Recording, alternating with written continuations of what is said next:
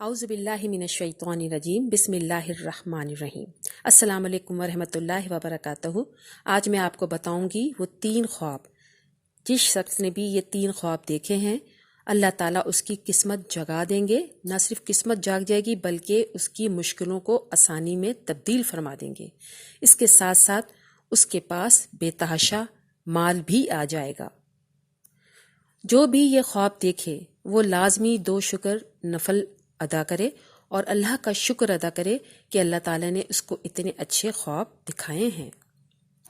پہلا خواب کچھ یوں ہے کہ اگر کوئی شخص خواب میں آبشار دیکھتا ہے، اس کا مطلب یہ ہے کہ اس کی مشکل آسان ہوگی، اس کو مراد حاصل ہو جائے گی۔ اس کے علاوہ اس کے پاس بے تحاشا مال بھی آئے گا۔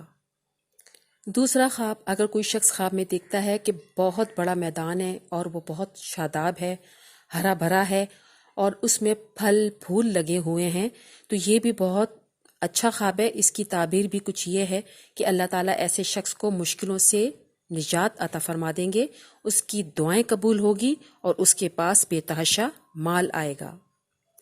تیسرا خواب کچھ یوں ہے کہ اگر کوئی شخص خواب میں قرآن پاک لیتا ہے، اس کو چومتا ہے، اس کو سینے سے لگاتا ہے اور اس کے بعد پھر قرآن پاک کی تلاوت کرتا ہے، اس کی تعبیر بھی بہت عمدہ ہے۔ ایسے شخص کی مشکلات آسان ہوگی، دین کو وہ سر بلند کرے گا اور اللہ تعالیٰ غیب سے اس کی مدد فرمائیں گے۔